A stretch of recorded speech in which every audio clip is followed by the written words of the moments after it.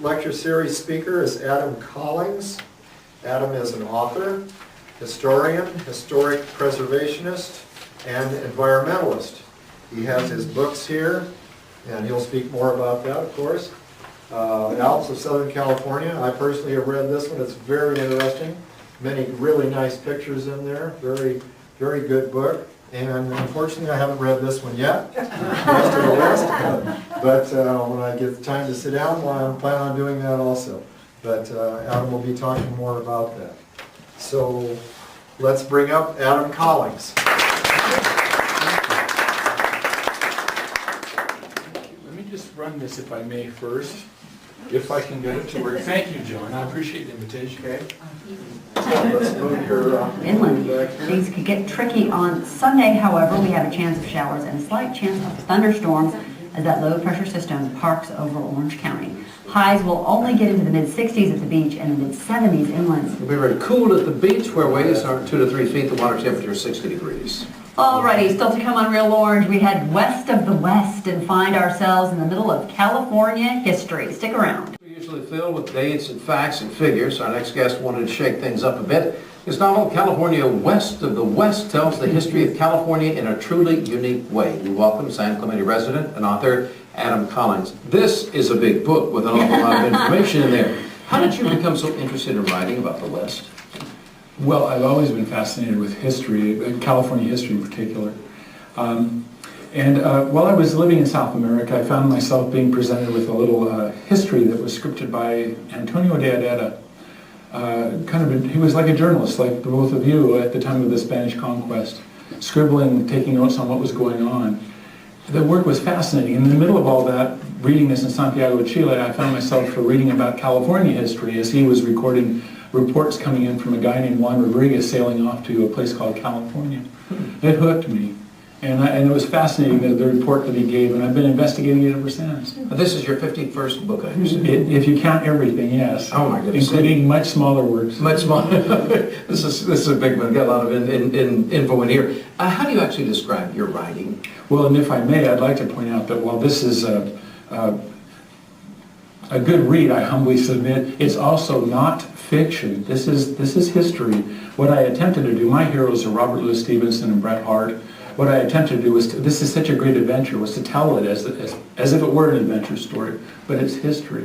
So it's true, the characters It's are true. real. These are all real people. This is actually what happened, and there's a 78-page bibliography at the end of this book in which I've recorded all of my primary source materials that I've reviewed, people that I've interviewed, sites that I've investigated. So I'm not making this up, but I've at the same time had a great time with our own heritage, our own literary heritage as Californians, playing with things like Zorro, Montalvo, the Walt Disney of the Middle Ages, some of these characters that wrote about fictional California, wove it all together. Okay. It would be a daunting task. I would be nervous to write a book where there's so much fact that has to be checked and double-checked. You must have an editor who's... I have worked on this particular title. This is my Disneyland. I've worked on this title for 28 years. Wow, this has been my life's work. It's been so much fun. I wrote it for myself, and I wrote it because I felt concerned. Too many people, if anyone's going to suggest that they're speaking for California, they need to advocate for everybody. And I attempted to do that in this story. Now, what kind of people would really enjoy this book and get the most out of it? It's very reader friendly. It's for grown-ups.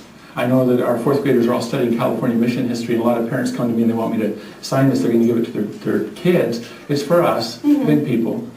But anyone that has even a passing interest in California history or literature from California will enjoy this. Now, what's your research? How was it done? I've been so fortunate. One private archive after another opening up to me during the course of these many years. The Franciscan archives in Santa Barbara, the Southwest Museum archives, the Carpolis, a private collection also in Santa Barbara.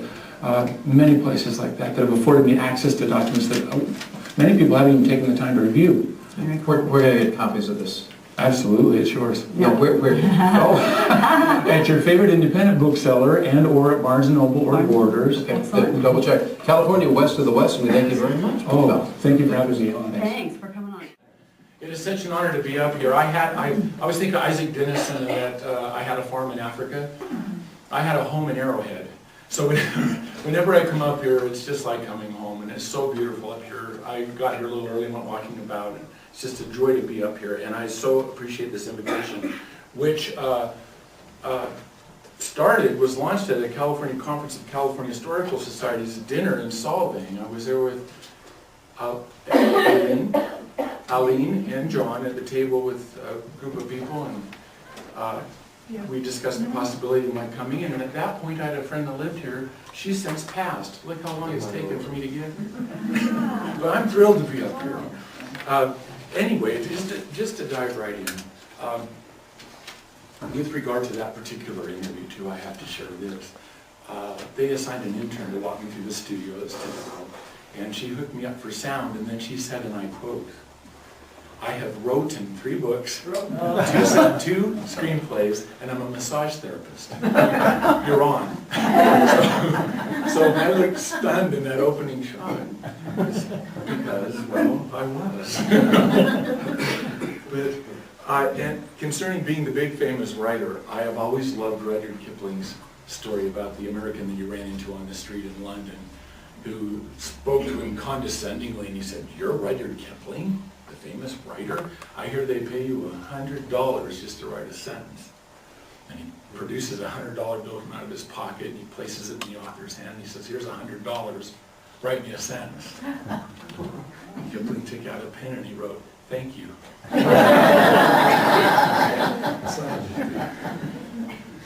We are gathered here this afternoon to share a shared cultural heritage as Californians. You heard me mention that in that interview, and wasn't clear enough in what I was trying to state. I wrote this book for adults, and if you want to read it to your child and share it with your child, I encourage you to do so, but read it with them. History, as you know, is not for preschool. This is a very complicated story that we're all creating here every day of our lives in California. And it requires mutual respect. You don't necessarily need to admire, but you do need to respect each other.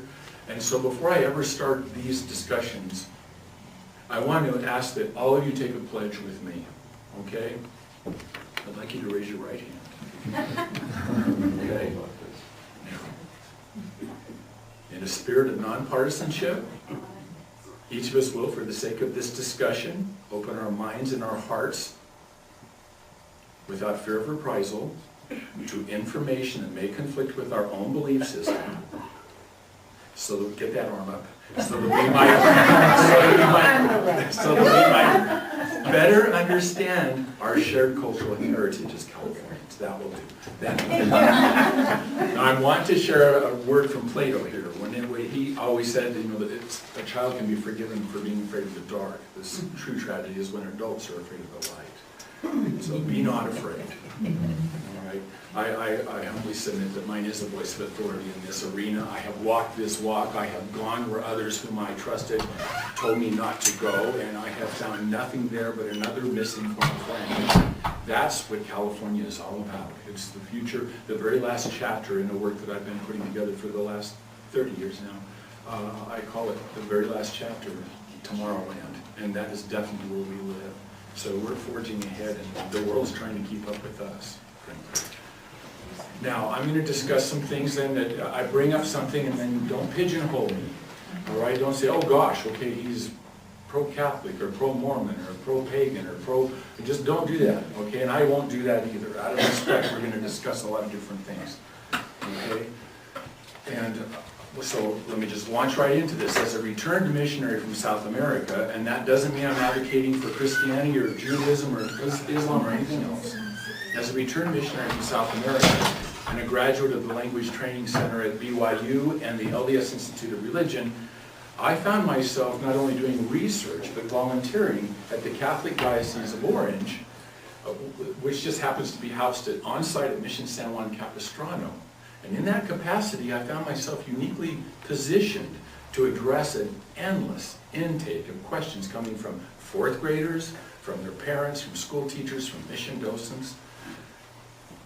And quite frankly, I was surprised to see how the Catholic community, and I hope we have a few of you in the crowd, we're always all in the mix, remember that, and that's important. I found it disconcerting that the Catholic community was allowing its remarkable legacy to be so brutalized. Coming from a community who covertly tries to protect their image, I thought, man, you guys are brave. Why are you letting people do this to your story? And most especially when it came down to Father J. I refer to Father J. Junipero Serra.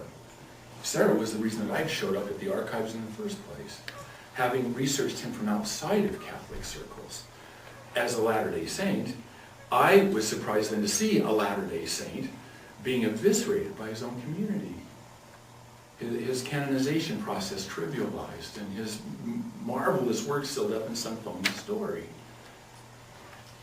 And it was a story that allowed bigots to feel comfortable with themselves. We don't have any room for that in California.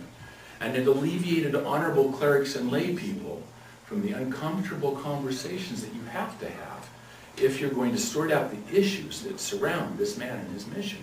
It's very complicated. And quite frankly, I told, and I've been doing volunteers, I volunteered for San Luis Rey Mission and San Juan, since they're the closest to me whenever they've called. And I've told them I don't want to go through here with fourth graders. I'm at odds with what you're saying, and I can't have this kind of a discussion with the kids. And I would that they'd rework what it is that they're trying to say. You had for years an agenda that was being downloaded, and now you've got another agenda that's being downloaded. As rational thinking, grown-ups, we need to think at all times and sort through those sorts of things. Now, this is not about religion. It isn't, honestly. It's about the empowered elite. And we will be discussing how that empowered elite affects all of us. Now, my intent this afternoon, then again, as per the pledge that I asked for you to take with me, is to advocate for everybody, for each one of us in this room. And that's a challenge, because we have disparate belief systems, we have disparate political views, but from mutual respect, we can do this. And that's how California has made itself the hope of the world. Okay, so to continue then and dive on into one of these topics, which is the only one I'll have time to address today, and let me just ask, who is this uber controversial Junipero Serra anyway?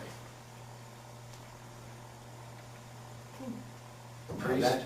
Was he a priest? Yeah. He was an ordained priest. Early missionary.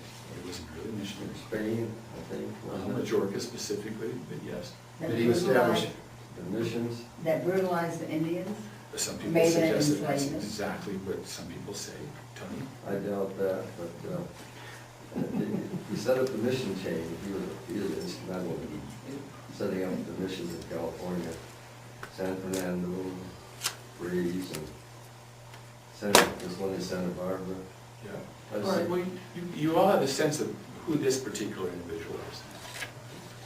Before we're talking, it is important that we remember that the events surrounding his life and his mission took place concurrently with the founding of the United States of America.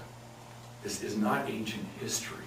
This is the time when the world witnessed the first birth of nations. Right? That's when this took place.